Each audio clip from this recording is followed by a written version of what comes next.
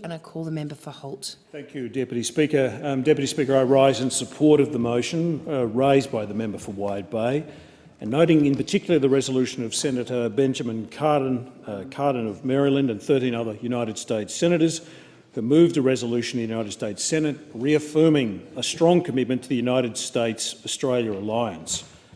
A previous contributor made a point about John Curtin. I think it's fair to say in this place, in a spirit of bipartisanship, that the relationship that Curtin had with the United States was quite pivotal in what followed in terms of our relationship with them in the world order post the Second World War. I note that in December was the 75th anniversary of one of the most momentous developments in Australian foreign policy, that being when Labor Prime Minister John Curtin made his famous turn to America during one of the darkest times in Americans' history. According to the John Curtin Prime Ministerial Library, writing 3 weeks after the Japanese attack on Pearl Harbor, Prime Minister Curtin's New Year's message to the Australian people, published in the Melbourne Herald on the 27th of December 1941, stated that, without any inhibitions of any kind, I make it quite clear that Australia looks to America free of any pangs as to our traditional links or kinship with the United Kingdom. Now, this statement was not actually uncontroversial at the time. Despite this statement being criticised by the British, Curtin's initiative boosted Australia's defences against the threat of invasion. It laid the ground for the post-war ANZUS Treaty of 1951, and it forged an alliance which has been central to Australia's foreign policy and defence strategy ever since, and will remain so. Deputy Speaker, I'm obviously Deputy Chair of the Parliamentary Committee on Intelligence and Security.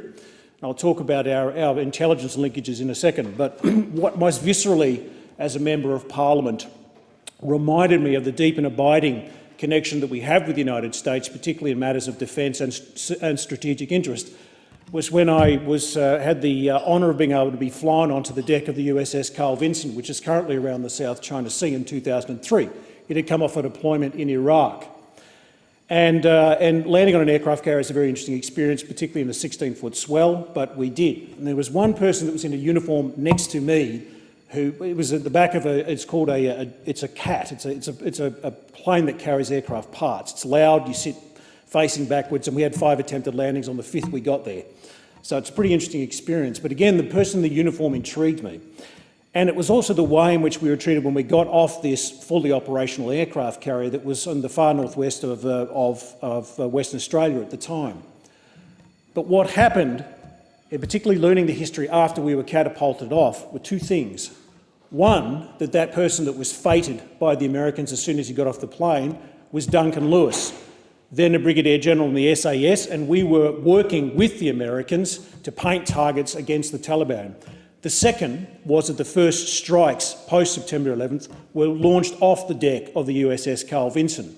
And it was the shared history and the dialogue and the friendship and our shared values in a discussion like that which confirmed the closeness that we have with the United States and why our strategic interests will always in the future be very similar because of the same core values that we bring. We're both democratic countries.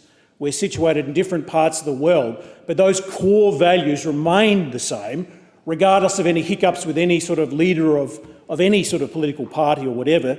It's those deep institutionalised bonds, the person-to-person contact which underpins this alliance, and regardless of the media reporting, will continue to underpin the alliance for a very long period of time. I'd also like to talk about the intelligence connection that we have. We are part of a Five Eyes intelligence arrangements, one of the closest we share information, our war against terror and our war against other countries that might do us harm.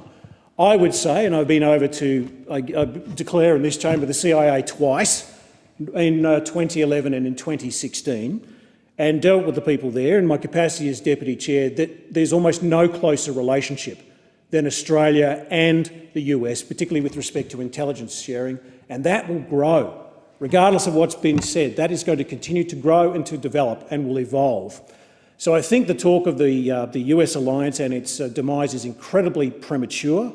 It is not in Australia's strategic interest for it to evolve into some pathways that people have put forward. It will continue again because we are a people with very common values, with shared interests, with the desire to have peace and order and stability in this region. We'll continue to do so, and I certainly look forward to playing my part in that as a parliamentarian in this The place. member's time has expired.